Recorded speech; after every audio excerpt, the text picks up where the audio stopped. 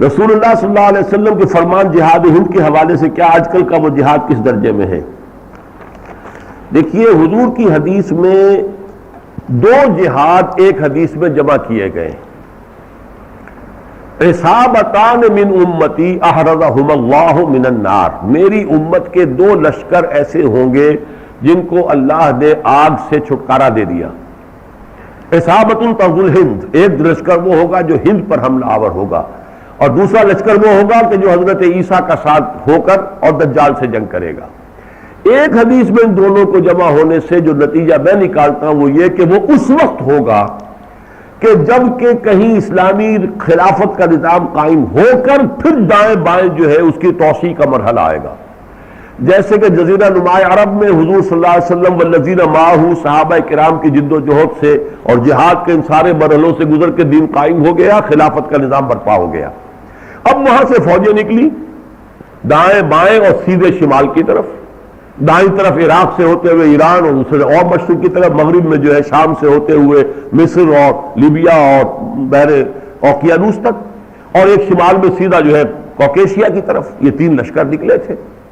اسی طریقے سے گمان غالب یہ ہے کہ اللہ کرے بات بڑی دور کی معلوم ہوتی ہے، گمان یہ ہے کہ ہند پاکستان اور افغانستان دونوں متحد ہو کر ایک ملک بنیں گے انشاءاللہ، اور یہاں خلافت علی منہاج النبوہ کا نظام قائم ہوگا. پھر یہاں سے مشرق کی طرف ہندوستان اور یہیں سے پھر مغرب کی طرف وہ معاملہ ہو جائے گا جو حضور نے فرمایا کہ یخرج من خراسان رایات سود لا یردها شیء حتی تنصب بایلیا.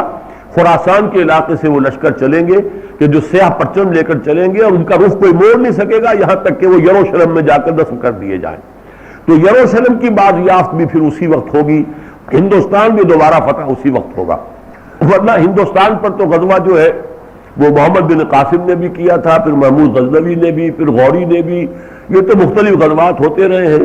اسی طریقے سے پھر جو شاہ ولی اللہ کے زمانے میں احمد شاہ ابدالی آئے، یہ تو ہوئے. لیکن یہ ایک حدیث میں دونوں کو جمع کرنا جو ہے در حقیقت یہ اس آخری دور سے متعلق ہے. واللہ عالم. عرب جو ہے وہ اندر سے کھوکھلے ہو چکے ہیں. عیاشی نے، دولت نے، پیسے نے، دولت پیسہ عیاشی اس کی وجہ سے کھوکھلے ہو چکے. یہاں میں آپ کو دو حدیثیں سنانا چاہتا ہوں. سنن ابن ماجہ کی روایت ہے حضرت ابو ہریرہ سے رضی اللہ تعالی عنہ قال قال رسول اللہ صلی اللہ علیہ وسلم اذا وقعت الملاحم بعث اللہ بعثا من الموالی هم اکرم العرب فرسا واجودہ سلاحا یوید اللہ بہم الدین. رواہ ابن ماجہ عن ابی ہریرہ رضی اللہ تعالی عنہ. جب ملاحم کا دور شروع ہوگا تو اللہ تعالیٰ اٹھائے گا ایک لشکر یا لشکروں پر لشکر موالی میں سے. موالی کون ہے؟ عربوں نے جب فتح کیا تھا اس پورے علاقے کو خلافت راشدہ کے دوران، اور پھر وہ لوگ جو ہے ایک رائے تو یہ تھی کہ انہیں غلام بنایا جائے ساری آبادیوں کو، لیکن یہ کہ حضرت عمر کا اجتہاد تھا، اس کے مطابق جو غلام نہیں بنایا گیا تو وہ موالی کی حیثیت رکھتے ہیں. عربوں میں دم نہیں ہے، موالی میں سے لشکر اٹھیں گے کہ جو در حقیقت حضرت مہدی کی حکومت کو قائم کرے گی. دوسری حدیث سنیے عن عبداللہ بن الحارث رضی اللہ تعالی عنہ، اور یہ ابن ماجہ کی روایت ہے. قال قال رسول اللہ صلی اللہ علیہ وسلم یخرج الناس من المشرق فیوقعون للمہدی یعنی سلطانہ. لشکر نکلیں گے، لوگ آئیں گے مشرق سے اور وہ حضرت مہدی کی حکومت کو جمائیں گے اور قائم کریں گے. اب ذرا نوٹ کیجئے کہ جزیرہ نماء عرب کے مشرق میں کون سے ملک ہیں؟ تین: ایران، افغانستان، پاکستان. یہ تین سالڈ مسلم ممالک، مسلم آبادی اکثریت. ویسے تو یہ کہ آگے ہندوستان میں 20 کروڑ مسلمان ہیں، لیکن وہ 20 کروڑ جو ہے وہ تو 80 کروڑ کے اندر تحلیل ہو جاتے ہیں غیر مسلموں میں. لیکن یہاں جو معاملہ ہے یہ غالب اکثریت کا. ان میں سے ایران کا معاملہ جہاں تک ہے نمبر 1 یہ کہ وہ شیعہ عقائد کے حصار میں بند ہے، اس سے ادھر ادھر ہونا اس کے لیے ممکن نہیں. حدیث میں یہ بھی آتا کہ اصفہان سے 70,000 یہودی دجال کا ساتھ دیں گے. لیکن بہرحال خراسان ایک صوبہ ہے افغانستان کا اس وقت بھی شمال مشرقی کونے میں، مجھے امید ہے وہاں سے خیر کی. کیونکہ خراسان کا لفظ وہاں پہ شامل ہے، اور حضور کی حدیث میں بعد میں آپ کو سناؤں گا کہ خراسان سے فوجیں چلیں گی جو یروشلم کو دوبارہ حاصل کریں گی، فتح کریں گی، جیسے پہلے یروشلم کھویا عربوں نے تھا، دوبارہ حاصل کیا تھا کرد خون صلاح الدین ایوبی رحمت اللہ علیہ، ایسے اب پھر عربوں نے کھویا ہے، لیکن لینے والے خراسان سے لشکر آئیں گے۔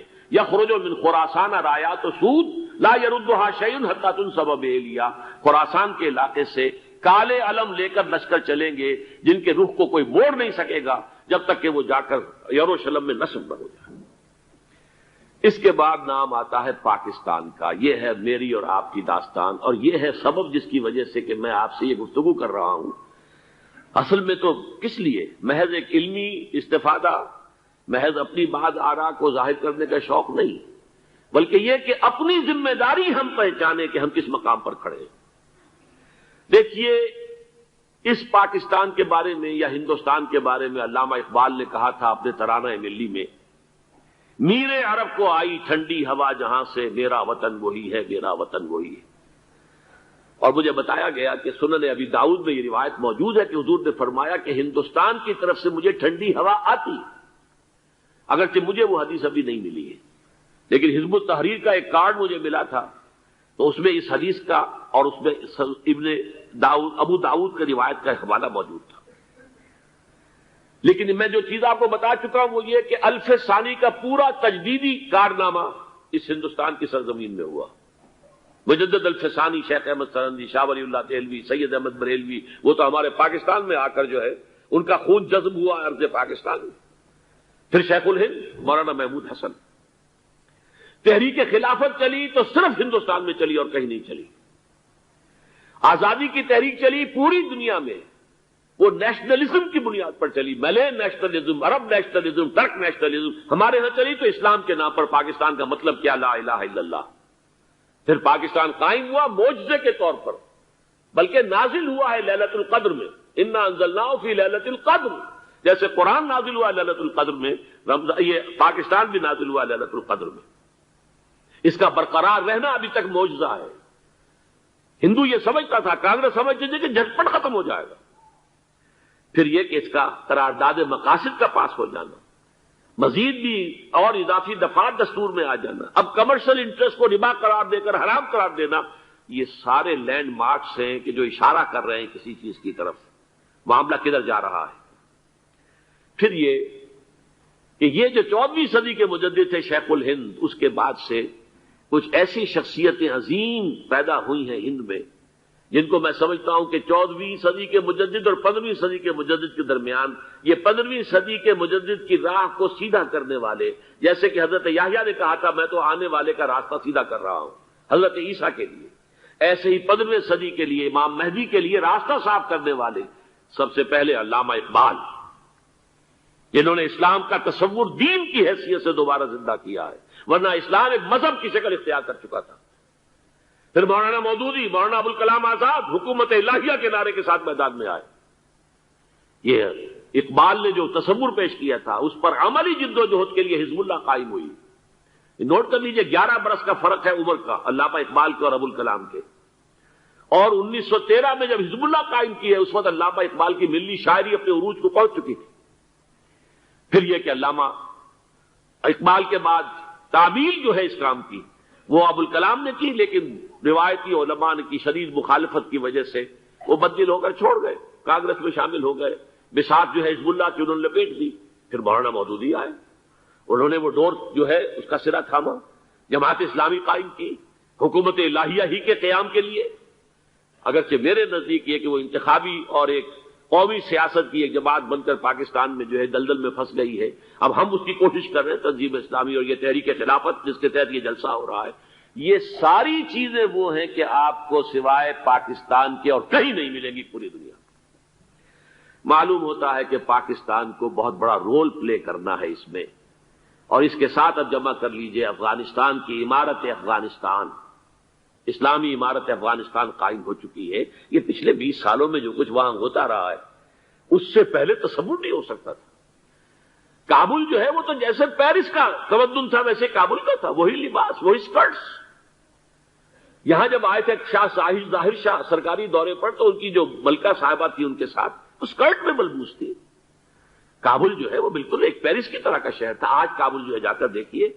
علامہ اقبال کے فرزند بھی دیکھ کر آئے ہیں تو اگرچہ وہ خود میں سمجھتا ہوں کہ خاصے انہیں آپ لبرل کہیں آزاد خیال کہیں لیکن اس درجے متاثر ہو کر آئے تھے کہ انہوں نے یہ کہا افغانستان میں جو میں نے حالات دیکھے ہیں کہ اگر 2-4 اور مسلمان ملکوں کے اندر یہ نظام قائم ہو جائے تو پوری دنیا مسلمان ہو جائے گی.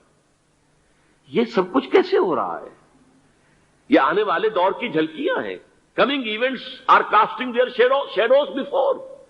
یہ سب بتا رہے ہیں کہ پاکستان افغانستان کو مل کر اس میں کوئی عظیم رول پلے کرنا ہے. اور اس کے ضمن میں اب میں علامہ اقبال کے بارے میں آخری بات کہہ رہا ہوں. علامہ اقبال کے بارے میں عام یہ خیال ہے انہوں نے اپنے خطبات میں مہدی کا اور نزول مسیح کا، حالانکہ میں کل پڑھ رہا تھا مولانا سعید احمد اکبر آبادی رحمۃ اللہ علیہ کا ایک مقالہ ان کا کہ علامہ اقبال نے ابن خلدون کے بارے میں یہ کہا ہے کہ مہدی کا اور نزول عیسیٰ کا دونوں کا انہوں نے انکار کیا ہے. حالانکہ ابن خلدون نے نزول عیسیٰ کا انکار نہیں کیا، صرف مہدی کا انکار کیا ہے. بہرحال علامہ اقبال نے خطبات میں انکار کیا ہے. لیکن یہ کہ اپنی شاعری کے اندر میں چیلنج کرتا ہوں کسی بڑے سے بڑے اقبال شناس کو، ان کا یہ شعر ذرا سنیے. خضر وقت از خلوت دشت حجاز آید بروں، کارواں زی وادی دور و دراز آید بروں. خضر وقت، امام وقت، رہنمائے وقت، قائد وقت، خلوت دشت حجاز، حجاز کی صحرا کی کسی خلوت گزینی سے نکل کر باہر آئیں گے. میں حیران ہوتا ہوں علامہ کے اس فکر پر اور اس مصرے پر. یہاں انہوں نے شیعہ اور سنی دونوں کے کانسیپٹ جمع کر دیے. شیعہ کا کانسیپٹ یہ چھپے ہوئے کسی غار میں وہاں سے برآمد ہوں گے، اور ہمارا کانسیپٹ میں ام سلمہ رضی اللہ تعالیٰ عنہ کی حدیث سنا چکا، چھپے ہوئے ہوں گے وہ وہاں پر. مدینے سے نکل کر آ کر مکے میں چھپ جائیں گے. اس خانہ جنگی کی حالت میں لوگ ان کی طرف دیکھ رہے ہوں گے، سوچتے ہوں گے انہیں میدان میں آنا چاہیے، کوئی پارٹ پلے کرنا چاہیے، امت کی رہنمائی کرنی چاہیے. لیکن وہ چھپیں گے، وہ کارے ہوں گے، وہ اس ذمہ داری کو قبول نہیں کرنا چاہیں گے، جا کے چھپ جائیں گے مکے میں. وہاں سے مکے والے انہیں نکالیں گے اور وہ کارے ہوں گے، انہیں بالکل یہ پسند نہیں ہوگا کہ ذمہ داری اٹھائیں. تو خضر وقت از خلوت دشت حجاز آیت بروں، کارواں زی وادی دور و دراز آیت بروں. کارواں جو چلے گا ان کی مدد کے لیے اس وادی دور و دراز، اس زی عظیم وادی دور و دراز، یہ وادی سندھ ہے. وادی سندھ جو ہے ہم سمجھتے ہیں کہ صرف یہ پاکستان اور پنجاب جو ہے یہ اس میں شامل ہے. سندھ اور پنجاب نہیں، افغانستان کا پورا مشرقی علاقہ اس میں شامل ہے. جیسے دریائے جہلم سندھ میں جا رہا ہے، جیسے دریائے گلگت سندھ میں آ کر ملتا ہے، جیسے دریائے چناب اور راوی اور جہلم اور یہ سب جا رہے ہیں اور آ رہے ہیں، اسی طرح دریائے کابل کہاں سے آ رہا ہے، دریائے گومل کہاں سے آ رہا ہے، ٹوچی کہاں سے آ رہا ہے. یہ سارا جو ہے ڈرین جو ہو رہا ہے ایسٹرن جو ہے پارٹ آف افغانستان، یہ سب وادی ہے. اس وادی کے یہ 2 حصے ہیں. ایک حصہ جو ہے یہ ادھر پاکستان میں ہے اور اسی وادی کا دوسرا حصہ جو ہے وہ افغانستان میں ہے. کارواں زی وادی دور و دراز آیت بروں، کارواں چلے گا یہاں سے. یخرج ناس من المشرق یؤتون للمہدی یعنی سلطان ہی، مشرق سے فوجیں چلیں گی کہ جو مہدی کی حکومت قائم کریں گی. اور یخرج من خراسان رایات و سود، اور خراسان سے سیاہ پرچم چلیں گے کہ جن کا رخ کوئی موڑ نہیں سکے گا، حتیٰ تنصب بیلیا، یہاں تک کہ وہ جا کر یروشلم کے اندر نصب ہو جائیں گے. حضرات، میں ایک میری گفتگو کا حصہ باقی تھا لیکن میں اسے چھوڑ رہا ہوں، اس لیے کہ گلوبلائزیشن جو اس کی ہوگی، جو خلافت علی منہاج النبوہ کی تجدید کامل حضرت مہدی کے ہاتھوں عرب میں ہوگی، اس سے پہلے اس کے لیے محنت، کوشش، جد و جہد پاکستان اور افغانستان میں ہو چکی ہوگی جو اسے سپورٹ کرے گی اور وہاں جا کر حکومت قائم کرے گی. اس کے بعد گلوبلائزیشن کا جو مرحلہ اس کا ہے وہ حضرت مہدی کے ہاتھوں نہیں ہے، وہ حضرت عیسیٰ ابن مریم ان کے نزول کے بعد ہے، جن کے نزول کے بعد دجال کا خاتمہ ہوگا اور یہودیوں کا استحصال ہوگا. مسلمانوں پر بھی بڑی تکالیف عربوں پر آئیں گی، شدائد آئیں گے. لیکن یہ وہ میں حصہ جو اپنی گفتگو کا آج چھوڑ رہا ہوں اس لیے کہ میں دیکھ رہا ہوں کہ بعض حضرات کا صبر کا پیمانہ اب لبریز ہو رہا ہے، تو میں اس حصے کو پھر ملتوی رکھتا ہوں کسی دوسری محفل اور کسی دوسری مجلس اور نشست پر. لیکن یہ کہ امام مہدی کی حکومت قائم کرنے کے لیے کون لوگ آئیں گے؟ عرب جو ہیں وہ اندر سے کھوکھلے ہو چکے ہیں، عیاشی نے، دولت نے، پیسے نے، دولت، پیسہ، عیاشی، اس کی وجہ سے کھوکھلے ہوئے۔ یہاں میں آپ کو دو حدیثیں سنانا چاہتا ہوں۔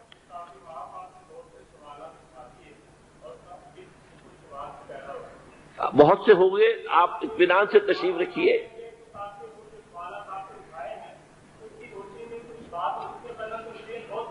بہت ہوگی، بات ہوگی، آپ اس طرح صبر سے سن لیجئے۔ میں اب تقریباً اپنی گفتگو کے اختتام تک پہنچ رہا ہوں۔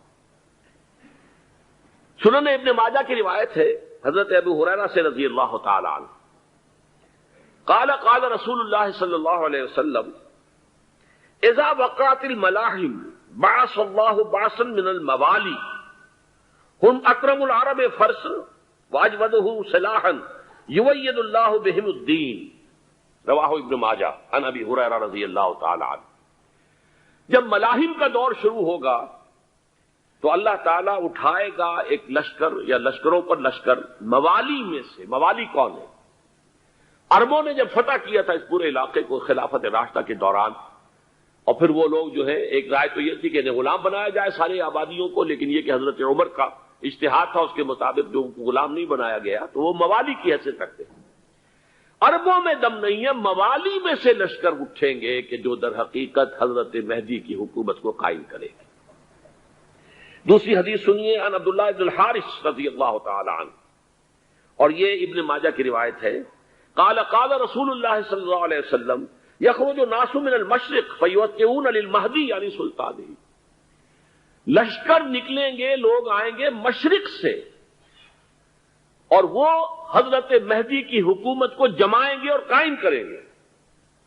اب ذرا نوٹ کیجئے کہ جزیرہ نما عرب کے مشرق میں کون سے ملک ہیں؟ تین، ایران، افغانستان، پاکستان۔ یہ تین سالڈ مسلم ممالک، مسلم آبادی اکثریت۔ ویسے تو یہ کہ آگے ہندوستان میں 20 کروڑ مسلمان ہیں، لیکن وہ 20 کروڑ جو ہے وہ تو 80 کروڑ کے اندر تحلیل ہو جاتے ہیں غیر مسلموں میں، لیکن یہاں جو معاملہ ہے یہ غالب اکثریت کے۔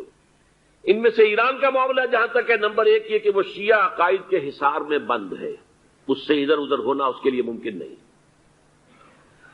حدیث میں یہ بھی آتا کہ اصفہان سے 70,000 یہودی دجال کا ساتھ دیں گے، لیکن بہرحال خراسان ایک صوبہ ہے افغانستان کا اس وقت بھی شمال مشرقی کونے میں، مجھے امید ہے وہاں سے خیر کی، کیونکہ خراسان کا لفظ وہاں پہ شامل ہے، اور حضور کی حدیث میں بعد میں آپ کو سناؤں گا کہ خراسان سے فوجیں چلیں گی جو یروشلم کو دوبارہ حاصل کریں گی، فتح کریں گی، جیسے پہلے یروشلم کھویا عربوں نے تھا، دوبارہ حاصل کیا تھا کرد نے، کرد خون صلاح الدین ایوبی رحمت اللہ علیہ، ایسے اب پھر عربوں نے کھویا ہے، لیکن لینے والے خراسان سے لشکر آئیں گے۔ یخرج من خراسان رایات و سود لا یردھا شیء حتی تنصب بإیلیا، خراسان کے علاقے سے کالے علم لے کر لشکر چلیں گے جن کے رخ کو کوئی موڑ نہیں سکے گا جب تک کہ وہ جا کر یروشلم میں نصب نہ ہو جائے۔ اس کے بعد نام آتا ہے پاکستان کا۔ یہ ہے میری اور آپ کی داستان، اور یہ ہے سبب جس کی وجہ سے کہ میں آپ سے یہ گفتگو کر رہا ہوں۔ اصل میں تو کس لیے؟ محض ایک علمی استفادہ، محض اپنی بعض آراء کو ظاہر کرنے کا شوق نہیں، بلکہ یہ کہ اپنی ذمہ داری ہم پہچانیں کہ ہم کس مقام پر کھڑے ہیں۔ دیکھیے، اس پاکستان کے بارے میں یا ہندوستان کے بارے میں علامہ اقبال نے کہا تھا اپنے ترانہ ملی میں، میرے عرب کو آئی ٹھنڈی ہوا جہاں سے، میرا وطن وہی ہے، میرا وطن وہی ہے۔ اور مجھے بتایا گیا کہ سنن ابی داؤد میں یہ روایت موجود ہے کہ حضور نے فرمایا کہ ہندوستان کی طرف سے مجھے ٹھنڈی ہوا آتی، اگرچہ مجھے وہ حدیث ابھی نہیں ملی ہے، لیکن حزب التحریر کا ایک کارڈ مجھے ملا تھا، تو اس میں اس حدیث کا اور اس میں ابو داؤد کی روایت کا حوالہ موجود تھا۔ لیکن میں جو چیز آپ کو بتا چکا ہوں وہ یہ کہ الف ثانی کا پورا تجدیدی کارنامہ اس ہندوستان کی سرزمین میں ہوا۔ مجدد الف ثانی شیخ احمد سرندی، شاہ ولی اللہ دہلوی، سید احمد بریلوی، وہ تو ہمارے پاکستان میں آ کر جو ہے ان کا خون جذب ہوا ارض پاکستان میں۔ پھر شیخ الہند مولانا محمود حسن۔ تحریک خلافت چلی تو صرف ہندوستان میں چلی اور کہیں نہیں چلی۔ آزادی کی تحریک چلی پوری دنیا میں، وہ نیشنلزم کی بنیاد پر چلی، ملے نیشنلزم، عرب نیشنلزم، ترک نیشنلزم. ہمارے ہاں چلی تو اسلام کے نام پر پاکستان کا مطلب کیا؟ لا الہ الا اللہ. پھر پاکستان قائم ہوا معجزے کے طور پر، بلکہ نازل ہوا ہے لیلۃ القدر میں. انا انزلناہ فی لیلۃ القدر، جیسے قرآن نازل ہوا لیلۃ القدر میں، یہ پاکستان بھی نازل ہوا لیلۃ القدر میں. اس کا برقرار رہنا ابھی تک معجزہ ہے. ہندو یہ سمجھتا تھا، کانگریس سمجھتی تھی کہ جھٹپٹ ختم ہو جائے گا. پھر یہ کہ اس کا قرارداد مقاصد کا پاس ہو جانا، مزید بھی اور اضافی دفعات دستور میں آ جانا، اب کمرشل انٹرسٹ کو ربا قرار دے کر حرام قرار دینا، یہ سارے لینڈ مارکس ہیں کہ جو اشارہ کر رہے ہیں کسی چیز کی طرف. معاملہ کدھر جا رہا ہے؟ پھر یہ کہ یہ جو 14ویں صدی کے مجدد تھے شیخ الہند، اس کے بعد سے کچھ ایسی شخصیتیں عظیم پیدا ہوئی ہیں ہند میں، جن کو میں سمجھتا ہوں کہ 14ویں صدی کے مجدد اور 15ویں صدی کے مجدد کے درمیان، یہ 15ویں صدی کے مجدد کی راہ کو سیدھا کرنے والے، جیسے کہ حضرت یحییٰ نے کہا تھا میں تو آنے والے کا راستہ سیدھا کر رہا ہوں. پہلا رب نو یار دا شوق ہویا،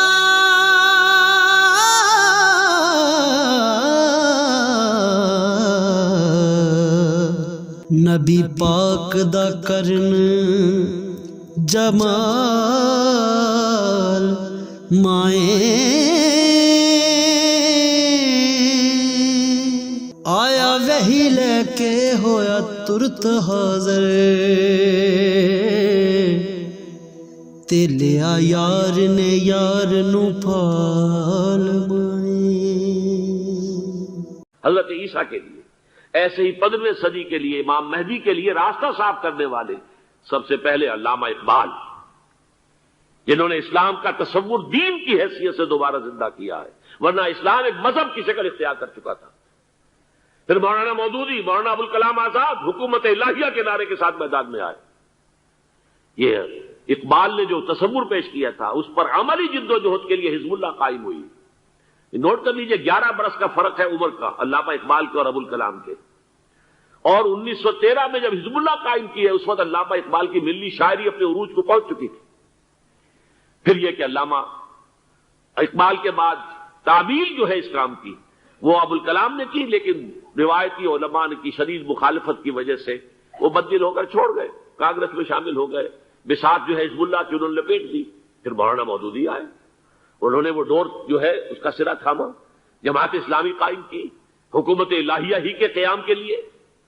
اگرچہ میرے نزدیک یہ کہ وہ انتخابی اور ایک قومی سیاست کی ایک جماعت بن کر پاکستان میں جو ہے دلدل میں پھنس گئی ہے. اب ہم اس کی کوشش کر رہے ہیں، تنظیم اسلامی اور یہ تحریک خلافت جس کے تحت یہ جلسہ ہو رہا ہے. یہ ساری چیزیں وہ ہیں کہ آپ کو سوائے پاکستان کے اور کہیں نہیں ملیں گی پوری دنیا. معلوم ہوتا ہے کہ پاکستان کو بہت بڑا رول پلے کرنا ہے اس میں. اور اس کے ساتھ اب جمع کر لیجئے افغانستان کی عمارت افغانستان، اسلامی عمارت افغانستان قائم ہو چکی ہے. یہ پچھلے 20 سالوں میں جو کچھ وہاں ہوتا رہا ہے اس سے پہلے تصور نہیں ہو سکتا تھا. کابل جو ہے وہ تو جیسے پیرس کا تمدن تھا ویسے کابل کا تھا، وہی لباس، وہی سکرٹس. یہاں جب آئے تھے شاہ ظاہر شاہ سرکاری دورے پر تو ان کی جو ملکہ صاحبہ تھی ان کے ساتھ اسکرٹ میں ملبوس تھی. کابل جو ہے وہ بالکل ایک پیرس کی طرح کا شہر تھا. آج کابل جو ہے جا کر دیکھیے، علامہ اقبال کے فرزند بھی دیکھ کر آئے ہیں تو اگرچہ وہ خود میں سمجھتا ہوں کہ خاصے انہیں آپ لبرل کہیں، آزاد خیال کہیں، لیکن اس درجے متاثر ہو کر آئے تھے کہ انہوں نے یہ کہا افغانستان میں جو میں نے حالات دیکھے ہیں کہ اگر 2-4 اور مسلمان ملکوں کے اندر یہ نظام قائم ہو جائے تو پوری دنیا مسلمان ہو جائے گی. یہ سب کچھ کیسے ہو رہا ہے؟ یہ آنے والے دور کی جھلکیاں ہیں. Coming events are casting their shadows before. یہ سب بتا رہے ہیں کہ پاکستان افغانستان کو مل کر اس میں کوئی عظیم رول پلے کرنا ہے. اور اس کے ضمن میں اب میں علامہ اقبال کے بارے میں آخری بات کہہ رہا ہوں. علامہ اقبال کے بارے میں عام یہ خیال ہے، انہوں نے اپنے خطبات میں مہدی کا اور نزول مسیح کا، حالانکہ میں کل پڑھ رہا تھا مولانا سعید احمد اکبر آبادی رحمۃ اللہ علیہ کا ایک مقالہ ان کا کہ علامہ اقبال نے ابن خلدون کے بارے میں یہ کہا ہے کہ مہدی کا اور نزول عیسیٰ کا دونوں کا انہوں نے انکار کیا ہے. حالانکہ ابن خلدون نے نزول عیسیٰ کا انکار نہیں کیا، صرف مہدی کا انکار کیا ہے. بہرحال علامہ اقبال نے خطبات میں انکار کیا ہے. لیکن یہ کہ اپنی شاعری کے اندر میں چیلنج کرتا ہوں کسی بڑے سے بڑے اقبال شناس کو، ان کا یہ شعر ذرا سنیے: خضر وقت از خلوت دشت حجاز آید بروں، کارواں زی وادی دور و دراز آید بروں۔ خضر وقت، امام وقت، رہنمائے وقت، قائد وقت، خلوت دشت حجاز، حجاز کی صحرا کی کسی خلوت گزینی سے نکل کر باہر آئیں گے۔ میں حیران ہوتا ہوں علامہ کے اس فکر پر اور اس مصرے پر، یہاں انہوں نے شیعہ اور سنی دونوں کے کانسیپٹ جمع کر دیے۔ شیعہ کا کانسیپٹ یہ چھپے ہوئے کسی غار میں وہاں سے برآمد ہوں گے، اور ہمارا کانسیپٹ میں ام سلمہ رضی اللہ تعالیٰ عنہ کی حدیث سنا چکا، چھپے ہوئے ہوں گے وہ وہاں پر، مدینے سے نکل کر آ کر مکے میں چھپ جائیں گے۔ اس خانہ جنگی کی حالت میں لوگ ان کی طرف دیکھ رہے ہوں گے، سوچتے ہوں گے انہیں میدان میں آنا چاہیے، کوئی پارٹ پلے کرنا چاہیے، امت کی رہنمائی کرنی چاہیے، لیکن وہ چھپیں گے، وہ کارے ہوں گے، وہ اس ذمہ داری کو قبول نہیں کرنا چاہیں گے، جا کے چھپ جائیں گے مکے میں، وہاں سے مکے والے انہیں نکالیں گے، اور وہ کارے ہوں گے، انہیں بالکل یہ پسند نہیں ہوگا کہ یہ ذمہ داری اٹھائیں۔ تو خضر وقت از خلوت دشت حجاز آیت بروں، کارواں زی وادی دور و دراز آیت بروں۔ کارواں جو چلے گا ان کی مدد کے لیے اس وادی دور و دراز، اس عظیم وادی دور و دراز، یہ وادی سندھ ہے۔ وادی سندھ جو ہے ہم سمجھتے ہیں کہ صرف یہ پاکستان اور پنجاب جو ہے یہ اس میں شامل ہے، سندھ اور پنجاب نہیں، افغانستان کا پورا مشرقی علاقہ اس میں شامل ہے۔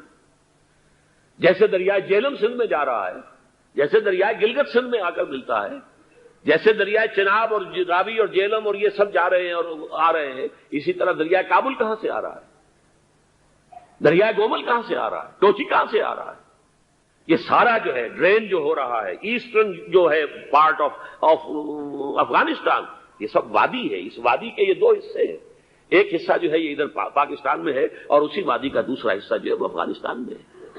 کارواں زی وادی دور و دراز آیت بروں، کارواں چلے گا یہاں سے، یخرج ناس من المشرق یؤتون للمہدی، یعنی سلطان ہی مشرق سے فوجیں چلیں گی کہ جو مہدی کی حکومت قائم کریں گی، اور یخرج من خراسان رایات و سود، اور خراسان سے سیاہ پرچم چلیں گے کہ جن کا رخ کوئی موڑ نہیں سکے گا، حتیٰ تنصب بیلیا، یہاں تک کہ وہ جا کر یروشلم کے اندر نصب ہو جائیں گے۔